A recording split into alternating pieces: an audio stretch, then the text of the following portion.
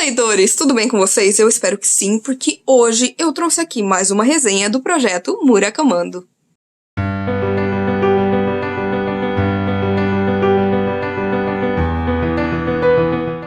No mês de julho eu li O Elefante Desaparece, The Elephant Vanishes, do Haruki Murakami. E esse livro, gente, ele é diferente dos outros que eu já resenhei aqui. Exatamente porque é a primeira coletânea que eu li do Haruki Murakami. Aqui a gente tem 17 contos, e são contos que envolvem tudo, sabe? Se você quer ver o Haruki Murakami escrevendo algo mais fantasioso, tem. Se você quer ver ele escrevendo realismo mágico, tem. Se você quiser ver ele escrevendo coisas meio sinistras e de terror, tem. E principalmente se você quiser ver histórias mais realistas, também tem. E desses 17 contos, gente, é claro que alguns eu não gostei tanto, enquanto outros se tornaram, assim, favoritos da vida, que eu vou levar comigo pra sempre. E vou falar aqui um pouquinho de cada conto rapidamente. O primeiro conto, The Wind Up Bird and Tuesday's Women, foi, assim, um conto interessante, de um vizinho que tá procurando seu gato e não consegue encontrar, e a partir disso ele vai fazer amizade com uma jovem que é vizinha dele, que tá ajudando a procurar o gato, e também ele começa a receber telefonemas estranhos sobre uma mulher que está, assim, muito afim dele. E, gente, não existe uma conclusão para essa história exatamente porque essa história começa o livro de agosto, Crônica do Pássaro de Corda. Exatamente o primeiro capítulo é essa história. Então, a partir, do desenvolvimento que a gente vai ter no próximo livro é que a gente vai saber como que isso vai, se desenrolar. Depois, gente, um conto que eu amei foi The Second Bakery Attack. Aqui a gente vai ter um casal, recém-casados, que começam a ter uma fome louca e essa fome não para. E aí o marido vai contar pra esposa que quando ele era jovem, ele sentiu isso uma vez e ele acabou assaltando uma padaria. E aí ela acha que é uma ótima ideia e os dois saem, mas não tem uma padaria aberta no meio da noite e eles decidem assaltar um McDonald's. Gente, é uma história engraçada, mas ao mesmo tempo ela traz reflexões e metáforas que eu gostei muito no sentido de a gente ter esse casal novo que está junto há pouquíssimo tempo e que tem essa fome, esse desejo, essa coisa que não dá para ser saciada. Então eu gostei dessa mensagem aqui. Depois, The Kangaroo Communique é muito estranho, porque a gente vai ter aqui a história de um rapaz que tá no zoológico, vendo ali cangurus, e isso faz ele pensar numa moça, e ele decide escrever uma carta pra ela. Só que ele não conhece essa moça. Essa moça, na verdade, comprou um disco na loja onde ele trabalha, e ele decide que, vai mandar uma mensagem pra ela, já que ela reclamou, quer devolver o disco e tudo mais. Só que é uma história meio assim, realmente a respeito de reflexões sobre a vida. Ele tá ali pensando sobre, o que ele quer falar pra essa mulher, mas não vai muito além disso. Mas é interessante você ver como uma coisa leva a outra, que leva a outra e leva a outra, principalmente quando a gente tá falando de pensamentos. On Seeing the 100 Perfect Girl, One Beautiful April Morning. Gente, este conto é muito bonito. É muito romântico e é muito melancólico, porque a gente vai ter um jovem que tá andando pela rua, e ele vê essa mulher e ele percebe que ela é a mulher 100% perfeita pra ele. Só que tem essa questão de, será que eu vou falar com ela? E se eu falar com ela, o que eu vou falar? E se eu falar, que ela é a mulher perfeita pra mim, mas eu não sou o homem perfeito pra ela? E você vai ter, assim, uma história muito bonita, sabe, a respeito disso, a respeito de amores que passam,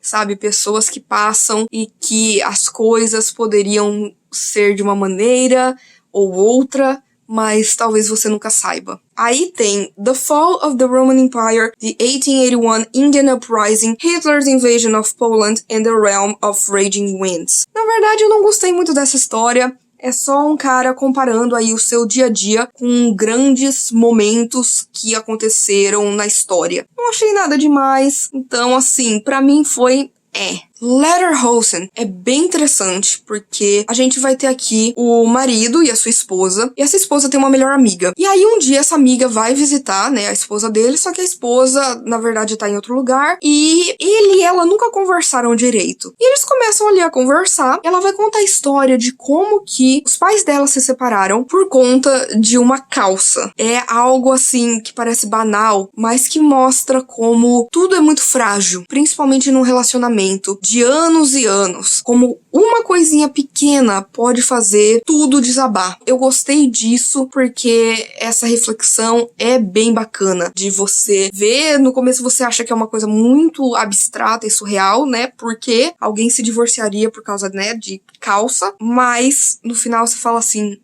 eu entendi o que o autor trouxe. Aí temos Barn Burning. Barn Burning eu amei, porque é uma história também que ela entra mais no campo surreal. A gente tem aí um homem que tá saindo com uma mulher, essa mulher acaba indo viajar, conhece outro homem, volta e decide apresentar, né, os dois. E esse novo amigo que ele vai fazer, vai contar pra ele que vez ou outra ele coloca fogo em celeiros, assim, aleatórios. Sem motivo algum. Ele sente que ele precisa fazer isso e ele faz. E, né, o protagonista ele vai ficar com isso na cabeça e vai começar ali a procurar mais a esse respeito, a procurar os celeiros, né, que existem perto, né, da casa dele, e ele também vai ficar com essa pulga atrás da orelha. Vai acontecer com o leitor. O leitor também quer entender o motivo e vai ficar pensando a esse respeito. Então, eu gostei, eu achei ele muito provocativo nesse sentido. Aí nós temos The Little Green Monster. É uma história fantasiosa, mas também bizarra, onde de repente vai acontecer de que um monstrinho verde vai pedir essa mulher em casamento e essa mulher vai fazer de tudo pra falar que não, inclusive humilhá-lo de novo e de novo e de novo. Não curti muito essa história, mas acho que aqui também o ponto do Murakami é falar como as pessoas são, como principalmente nós somos com algo que poderia ser visto talvez como inferior, como esse monstro. Você não precisa ser cruel assim. Então eu acho que esse é o ponto aqui. Eu acho que talvez traga uma reflexão nesse sentido. Depois Family Affair. É interessante porque aqui a gente tem um rapaz que mora com a sua irmã e eles se dão super bem por muito tempo, até que ela acaba noivando. Ele não se dá tão bem com o noivo dela. E a partir desse momento vai existir aí um estranhamento e um distanciamento entre esses dois irmãos. Só que o mais interessante aqui, lógico, né, da gente pensar como a gente é próximo das pessoas e de repente cada um segue o seu caminho, como coisas pequenas nos separam. Ele também vai falar que um nome que aparece lá no primeiro conto e que também faz parte de Crônica do Pássaro de Corda. No começo, conforme eu tava lendo, eu tava tipo, pera, mas o nome desse rapaz que ela tá noiva não é o mesmo nome do gato lá do começo? E aí que eu fui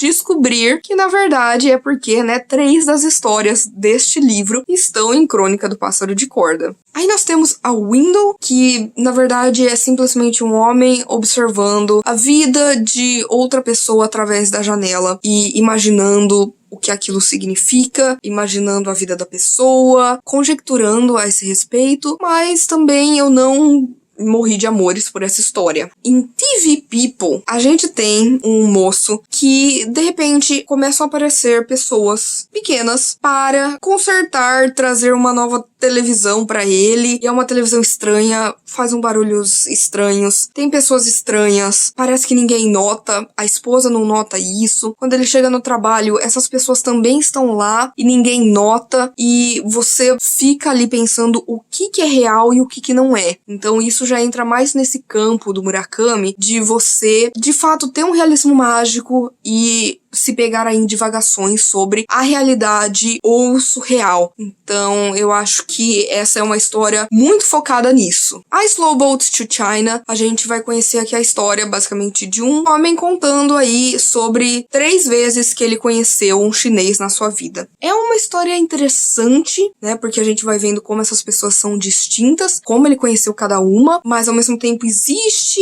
uma certa conexão entre elas, só que também não foi uma história que me chamou tanto a atenção assim. Eu acho ela muito bem escrita, só que a narrativa em si não foi algo que me cativou. The Dancing Dwarf é, assim, pra mim, muito terror, porque mistura terror e fantasia. A gente tem um jovem que começa a sonhar com um anão dançarino. E, de repente, ele conta isso pra um amigo, né, onde ele trabalha. E o amigo fala, ai, eu conheço uma pessoa que também teve esse sonho. Esse protagonista vai conversar, né, com esse cara que também teve o sonho e vai descobrir mais a respeito desse anão dançarino, que é uma figura aí que você não sabe exatamente se é boa ou ruim, mas em um determinado momento esse anão vai fazer uma proposta para o protagonista. Gente, o final desse conto, pra mim, é assustador. Eu não sei explicar por que me assustou tanto, mas eu acho que é porque eu tenho muitos sonhos, principalmente pesadelos muito vívidos, e eu fiquei me colocando muito no lugar do protagonista, sabe? Gente, eu não sei, mas eu amei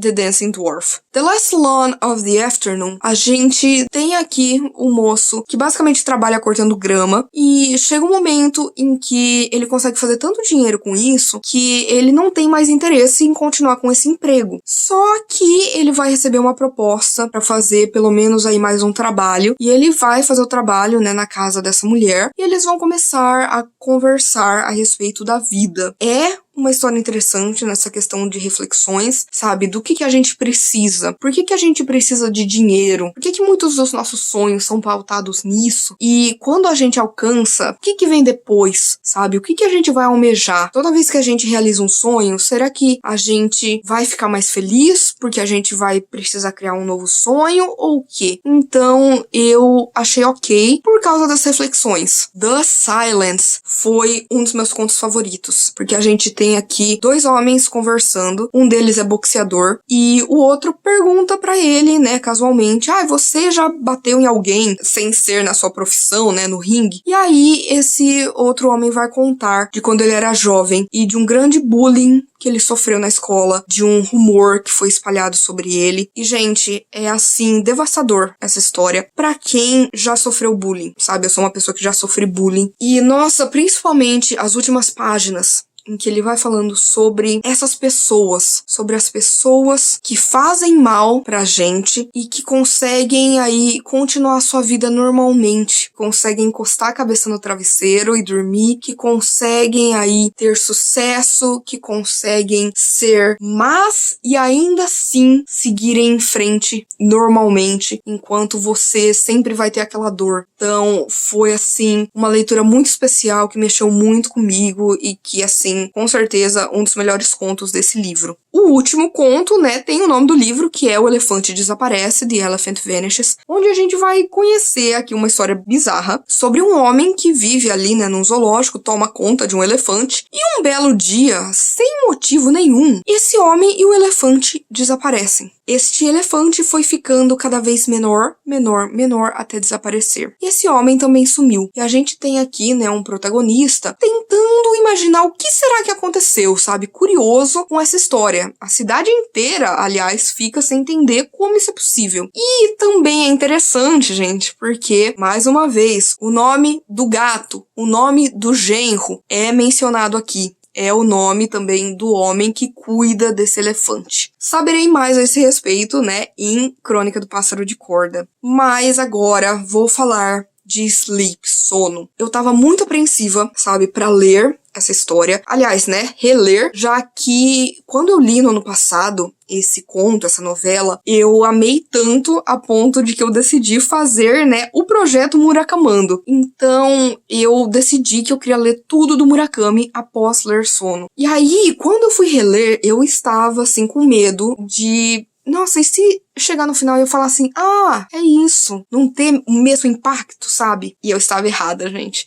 Teve um impacto muito maior, acrescentou camadas e camadas de reflexões. Eu mesmo, quando li, né, na primeira vez, eu não tinha tido algumas experiências com paralisia do sono, com terrores noturnos, que eu tive depois. Então, essa história me impactou ainda mais. E você relendo, você pega muita coisa que você não pegou na primeira vez. E aqui a gente tem a história, né, de uma mulher que ela entra em um ciclo de insônia que já faz 17 dias que ela não dorme. Mas ela não se sente cansada, sabe? Ela aproveita esse tempo que o marido e o filho estão dormindo para ela simplesmente ler e fazer coisas que ela gosta. E ela vai começar a refletir a respeito da sua vida, do seu filho, do seu marido, do que ela foi deixando para trás, das coisas que ela amava e que ela deixou de fazer e agora tá tendo tempo. A gente vai vendo essa mulher começando também a ficar desesperada porque começa a dar nela um medo de, poxa, e se eu dormir? E se eu voltar a dormir? E eu vou perder tudo isso de novo? Então, é algo bem paranoico, é algo angustiante e eu acho que o final dessa história é uma das melhores coisas que eu já li na vida, gente, porque tem tantos significados e muitas metáforas, sério. E eu sou apaixonada por sono, eu já era, e depois de eu reler, nossa, isso só, assim, foi um amor que foi expandido pelas estrelas.